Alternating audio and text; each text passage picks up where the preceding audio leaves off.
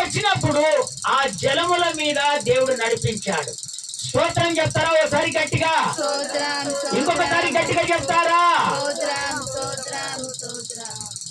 ఆ నీళ్లు పొర్లి పారినా కూడా ఒక మనిషిని కూడా దేవుడు చనిపోవటానికి వీలు చూపెట్టలేదు. ఆరిన నేల మీద దేవుడు తీసుకొని వచ్చాడు. ఎందుకంటే వాగ్దానం చేసిన దేవుడు నమ్మదగిన దేవుడు. ఇశ్రాయేలు ప్రజలను దేవుడు నడిపించిన దేవుడు మనల్ని ఎందుకు నడిపించడు? వాగ్దానం స్థిరపరచడా?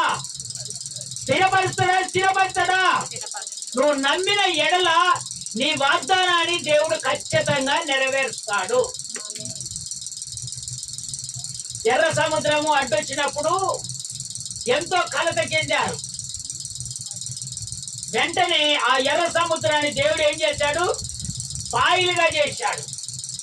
నీళ్లు పొర్లుతుంటే శత్రువులను ఆ నీళ్ళలో ముంచిండు గాని దేవుని నమ్ముకున్నటువంటి దేవుని బిడ్డలను నీళ్ళలో ఉంచలేదు. ఆరిన నేల మీద మళ్ళీ నడిపించాడు. స్తోత్రం చెప్తారా ఒకసారి గట్టిగా? ఇంకొకసారి గట్టిగా చెప్తారా? దేవుని బిడ్డలారా, దేవుడు మీతో మాట్లాడుతున్నాడు. ఈ వాగ్దానాన్ని మీరు నమ్మితే ఖచ్చితంగా ఆ దేవుని బిడ్డలను ఏ విధంగా కానాను ప్రాంతానికి దేవుడు నడిపించాడో అదే ప్రకారంగా మీరు ఏదైతే ఆశతో దేవుని సన్నిధికి ఈ ఆదివారం మీరు వచ్చారో, దేవుని వాక్యం వింటున్నటువంటి దేవుని బిడ్డలారా, దేవుడు నాతోటే మాట్లాడాడని విశ్వసిస్తే నీ వాగ్దానం ప్రకారంగా దేవుడు ఈ రోజు నీకు కార్యం చేశాడు. స్తోత్రం చెప్తారా ఒకసారి గట్టిగా? అక్కడ అగ్నిలో నడిచినా కూడా కాలిపోలేదు.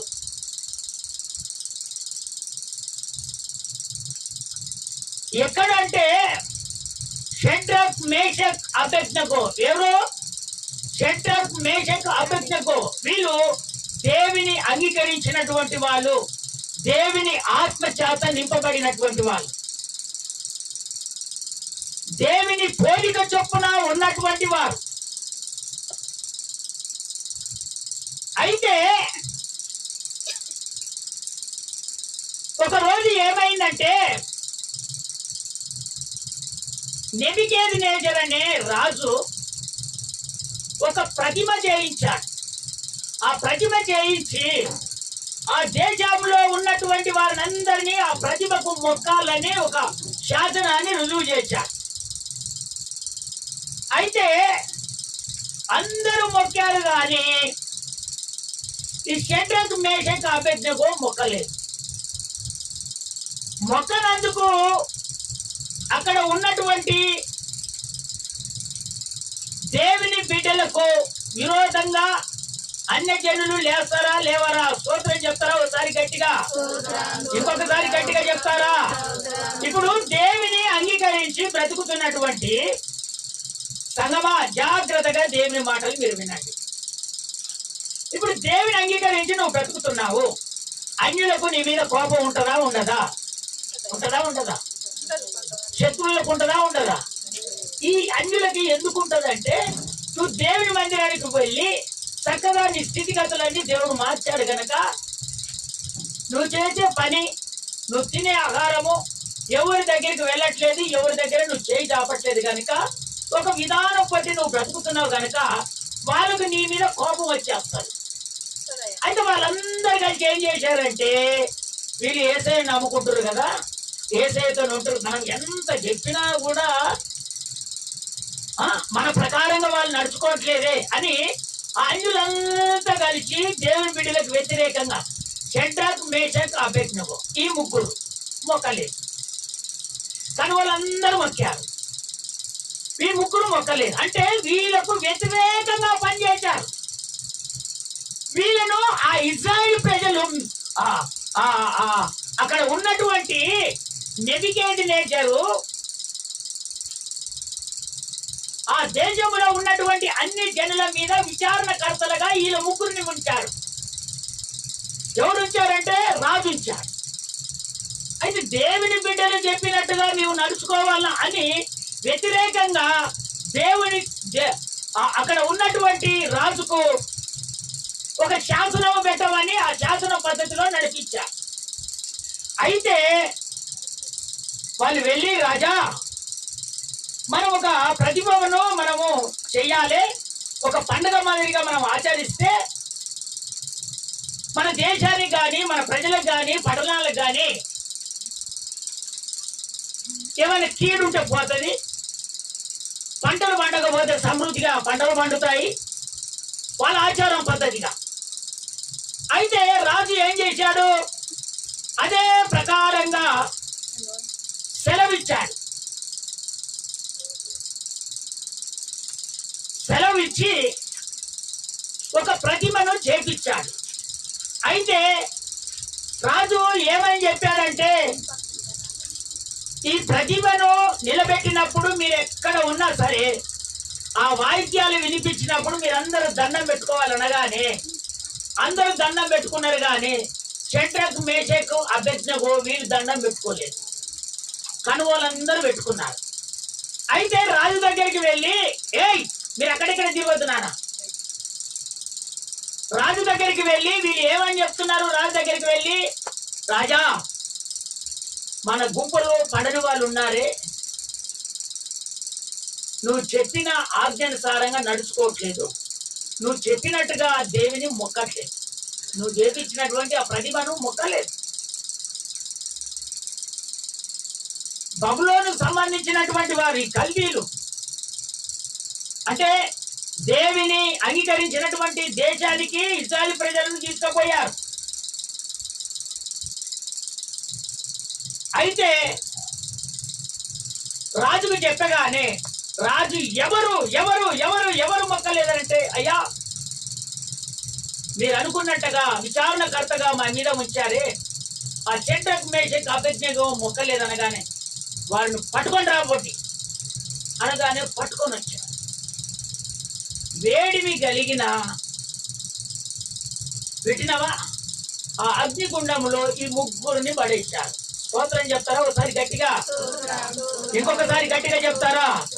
ఈ ముగ్గురిని అక్కడ పడేయగానే నాలుగో వారిగా యేసు ప్రభు వాళ్ళ మధ్యలో నిలబడ్డాడు. కొట్టండి చప్పట్లు ఒకసారి గట్టిగా, కొట్టండి చప్పట్లు ఒకసారి గట్టిగా, కొట్టండి చప్పట్లు ఒకసారిగా. అంతకు మునుపు రాజు అడుగుతున్నారు, ఏం షడ్రక్ మేషక్ అబేద్నెగో నేను మొక్కమన్నందుకు నువ్వు ఎందుకు ఈ ఈ ఈ ఈ ప్రతిభను మీరు మొక్కలేదు? నాకంటే మీరు అంత గొప్ప వాళ్ళ? నేను చెప్పినది మీరు చెయ్యాలి కదా. రాజా మేము మొక్కం, మేము జీవము కలిగిన యేసుని అంగీకరించి మేము బ్రతుకుతున్నాం, మా ప్రాణాలు పోయినా కానీ మేము మాత్రము మొక్కం. అది అండి దేవుని అంగీకరించినటువంటి దేవుని బిడ్డలకు ఉన్నటువంటి వైరాగ్యము. అది మేము మొక్కం, మొక్కనంటే మొక్కం అనగానే ఎత్తి రేయ్ అగ్నిగుండంలో పడేయాలని అన్నాడు. మళ్ళీ రాజు అడిగాడు, రాజా మీరు అగ్నిగుండములో పడేసినా కూడా మా దేవుడు మమ్మలను రక్షిస్తాడు. స్తోత్రం చెప్తారా ఒకసారి గట్టిగా? ఇంకొకసారి గట్టిగా చెప్తారా? మా దేవుడు మమ్మల్ని రక్షిస్తాడు. రక్షించడానికి ఆయన సామర్థ్యత కలిగినటువంటి దేవుడు. మా ప్రాణాలైనా మా దేవునికి ఇస్తాం. ఒకవేళ రక్షించకపోయినా కూడా ఇగో ఈ ప్రతిభను మేము మొక్కం. ఎందుకంటే మా కట్టుబడి ఆ విధంగా ఉంటుంది. మేము యేసయ్యను అంగీకరించినాం కాబట్టి ఆ యేసయ్యతోటే మేము జీవితాంతం బ్రతుకుతాం. స్తోత్రం చెప్తారా ఒకసారి గట్టిగా? ఇంకొకసారి గట్టిగా చెప్పారా? ఈ కొంతమంది దేవుని నమ్ముకున్నటువంటి దేవుని బిడ్డలు మనోళ్ళు కాదు. కొంతమంది ఏం చేస్తారంటే 100 రూపాయల ఆశకు, 1000 రూపాయల ఆశకు, 200 వస్తున్నాయి ఆశకు దండం పెట్టిరా అంటే దండం పెట్టి వస్తారు. కొంతమంది వెళ్తారు, పెట్టి వచ్చేస్తారు. అయితే దేవుని అంగీకరించినటువంటి దేవుని బిడ్డలమైనటువంటి మనము ఆయన వాగ్దానం చేసిన దేవుడు ఖచ్చితంగా నీ వాగ్దానాన్ని ప్రకారంగా నిన్ను నడిపిస్తాడు. వాగ్దానాన్ని మర్చిపోకూడదు. వాగ్దానాన్ని వెత్తి పట్టుకొని ఎంతమంది ప్రార్థన చేసుకుంటున్నారు ఒకసారి చేతులు ఎత్తండి. ఎంతమంది? ముగ్గురు ఉన్నారు. అమ్మా భక్తి నీకు వాగ్దానాలు అంటే జనవరి 1కు వాగ్దానాలు తీసుకున్నాను. ఆ వాగ్దానాలు ఏ వాగ్దానం వచ్చిందో పిల్లలతో చదివించుకొని ఆ వాగ్దానాన్ని బట్టి ఈ సంవత్సరం అంతా ఆ వాగ్దానాన్ని బట్టి దేవుడు నేను రక్షిస్తాడు, కాపాడుతాడు, నీకు కావలసిన పనులు సమృద్ధిని దేవుడు కలగజేస్తాడు. ఇప్పటి నుంచి ఆ వాగ్దానాన్ని మర్చిపోకుండా పిల్లలతో చదివించుకొని మీరు ఎప్పుడైతే ప్రార్థన చేస్తారో ఆ ప్రార్థనలో మీరు గడుపుకుంటూ వెళితే నా దేవుడు ఖచ్చితంగా మేలు చేయక మానడు. స్తోత్రం చెప్తారా ఒకసారి గట్టిగా? ఇంకొకసారి గట్టిగా చెప్తారా? వెంటనే రాజు చెప్పగానే రాజా మేము మొక్కనంటే మొక్కము అనగానే వెంటనే రాజు ఆ అగ్నిగుండం ఏళ్ళతోనే చేయండి, ఇంకా బట్టలు కూడా విప్పొద్దు, వాళ్ళ దగ్గర బట్టలు కూడా అట్లే ఉంచి పడేయండి అని అన్నారు. ఈ అగ్నిగుండంలో పడేసినటువంటి వాళ్ళే చనిపోయారు, కానీ ఈ అగ్నిగుండంలో పడేసినటువంటి వాళ్ళు యేసయ్య స్తుతి స్తోత్రం అని ఆ గుండంలో తిరుగుతా ఉన్నాడు. స్తోత్రం చెప్తారా ఒకసారి గట్టిగా? స్తుతి స్తోత్రం అని ఆ గుండంలో తిరుగుతా ఉన్నాడు. ఆ రాజు సింహాసనం మీద నుంచి దిగి, అరే మంత్రులారా, సేనాధిపతిలారా, ఇక్కడ మీరు రండి, మనము అగ్నిగుండంలో వేసింది ముగ్గురే కదా. అవును రాజా, మరి 4వ వాడుగా అవపడుతున్నాడు. అతని రూపు దేవుని దూత రూపు మాదిరిగా ఉంటుంది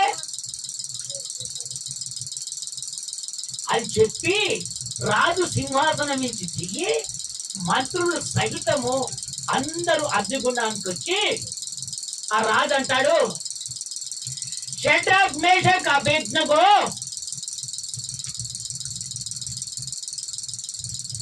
మీరు నమ్ముకున్నటువంటి దేవుడే గొప్ప దేవుడు, మిమ్మల్ని రక్షించడానికి సామర్థ్యత కలిగినటువంటి దేవుడు.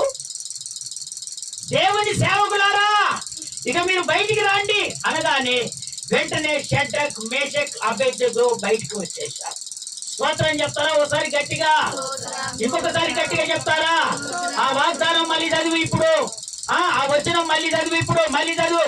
42వ వచనం యెషయా పుస్తకం. నీవు జలములలో పడి దాటినప్పుడు నీకు తోడయ్యుందును, నేను తోడై ఉంటాను. నదులలో పడి వెళ్ళినప్పుడు అవి నీ మీద పొర్లి పారవు. నీ అగ్ని మధ్యను నడిచినప్పుడు కాలిపోవు. జ్వాలలు నిన్ను కాల్చవని వాగ్దానం చేశాడు. ఆ ప్రకారంగా వాళ్ళను తీర్చిదిద్దారు. ఇప్పుడు నీకు ఇచ్చినటువంటి వాగ్దానము దేవుడు ఎందుకు స్థిరపరచబడడు? స్తోత్రం చెప్తారా ఒకసారి గట్టిగా? ఇంకొకసారి గట్టిగా చెప్తారా? దేవుని నమ్ముకున్నటువంటి దేవుని బిడ్డలమైనటువంటి మీరు వాగ్దానాన్ని నమ్మాలి, దేవుని వాక్యాన్ని నమ్మాలి, దేవుడు చెప్తున్నటువంటి ఉపదేశాన్ని మీరు నమ్మాలి. నమ్మినప్పుడే విశ్వసించుతారు, విశ్వసించినప్పుడే కార్యం జరుగుతుంది ఖచ్చితంగా. అలా సందేహం లేదు. షడ్రక్ మేషక్ అబేద్నగో అగ్నిగుండంలో వేసాడు, దేవుడు తీసుకురాలేదా? ఎర్ర సముద్రంలో ముంచేదామని ఆ ఎర్ర సముద్రం అడ్డొచ్చింది. ఆ ఎర్ర సముద్రంలో దేవుడు నడిపించలేదా? నడిపించాడు. చదవండి, దేవుని వాక్యంలోనికి మనం వెళ్తాం. 2 తిమోతికి రాసిన పత్రిక 2వ అధ్యాయం 13వ వచనం. 2 తిమోతికి రాసిన పత్రిక 2వ అధ్యాయం 13వ వచనం. 2వ అధ్యాయం 13వ వచనం. మనము నమ్మదగని వారమైనను ఆయన నమ్మదగిన వాడిగా ఉండును. ఆయన తన స్వభావమునకు విరోధముగా ఏది చేయలేడు. ఆయన నమ్మదగిన దేవుడు. ఒకవేళ నువ్వు నమ్మకున్నా కూడా ఆయన నీ మీద జాలి పడతాడు. నమ్మక ద్రోహం చేసే దేవుడు కాదు. అందుకనే దేవుని బిడ్డలారా, నా దేవుని నమ్మాలి, ఆ వాగ్దానాన్ని నువ్వు నమ్మాలి. ఖచ్చితంగా దేవుని కార్యం దేవుడు చేస్తాడు. స్తోత్రం చెప్తారా ఒకసారి గట్టిగా? ఇంకొకసారి గట్టిగా చెప్తారా? ఒకవేళ ఆ పని ఈ పని చేసినప్పుడు వాళ్ళ మాటలు వీళ్ళ మాటలు విన్నప్పుడు మనం నమ్మకంగా ఉండవు. కానీ నా దేవుడు నిన్ను నమ్మినప్పుడు ఎప్పుడు కూడా నిన్ను వదిలిపెట్టాడు. నువ్వైతే మరుస్తావేమో కానీ నా దేవుడు నిన్ను మరుస్తాడు. మాట ఇచ్చాడంటే మాట మీద నిలబడేదే నా ప్రభు అయిన యేసు.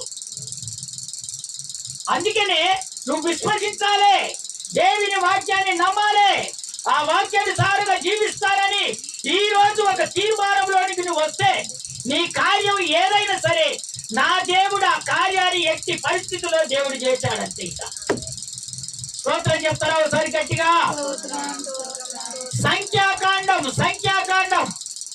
సంఖ్యాకాండం 23వ అధ్యాయం 19వ వచనం. సంఖ్యాకాండం 23వ అధ్యాయం 19వ వచనము. దేవుడు అబద్ధమాడుటకు ఆయన మానవుడు కాడు. పశ్చాత్తాపపడుటకు ఆయన నరపుత్రుడు కాడు. ఆయన చెప్పి చేయకుండానా ఆయన మాట ఇచ్చి స్థాపించకుండునా. స్తోత్రం చెప్తారా ఒకసారి గట్టిగా? ఇంకొకసారి గట్టిగా చెప్తారా? దేవుడు అక్కడ చెప్తున్నటువంటి మాట జాగ్రత్తగా మనం వింటినట్టయితే ఆయన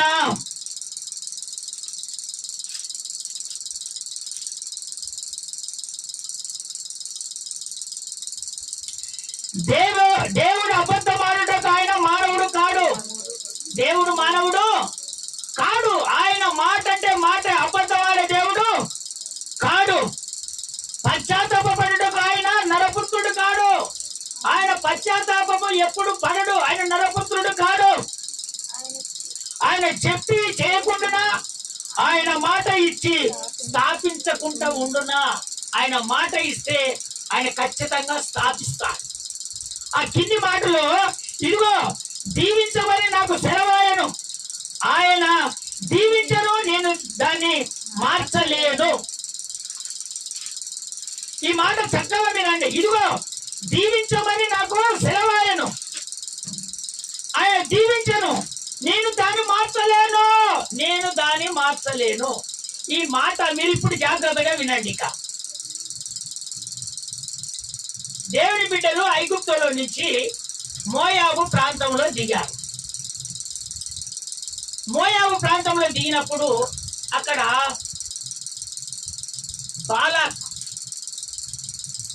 బాలాక్ అనే రాజు ఈ ఇశ్రాయేలు ప్రజలను చూసి, ఈ దండను చూసి భయపడిపోతే అయితే అక్కడ ఒక ప్రవక్త ఉన్నాడు. స్తోత్రం చెప్తారా ఒకసారి గట్టిగా? ఇంకొకసారి గట్టిగా చెప్తారా? ఆ ప్రవక్త పేరేం పేరంటే బీలాం. ఆ ప్రవక్త పేరేం పేరు? నా దిక్కు వింటున్నారా మీరు? ఆ ప్రవక్త పేరేం పేరు? బీలాం. ఆయన నోటికి వెళ్ళి ఏది చెప్పిస్తే అది ఖచ్చితంగా చెప్పించబడతాయి. ఏది జరుగుతుంది అంటే అది ఖచ్చితంగా జరుగుతుంది.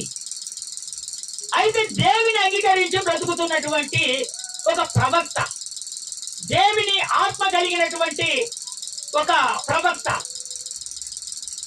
ఆయన దేవుని స్వరూపాన్ని చూసి దేవుని ఆత్మీయతలో బ్రతుకుతున్నటువంటి ఆ ప్రవక్త. అయితే అక్కడ ఇశ్రాయేలు ప్రజలను చూసి జంకిపోయారు. ఎవరు? మోయాబు దేశపు రాజు. ఆయన పేరేం పేరు? బాలాక్. ఏ పేరు ఆయన పేరు? ప్రవక్త పేరేం పేరు?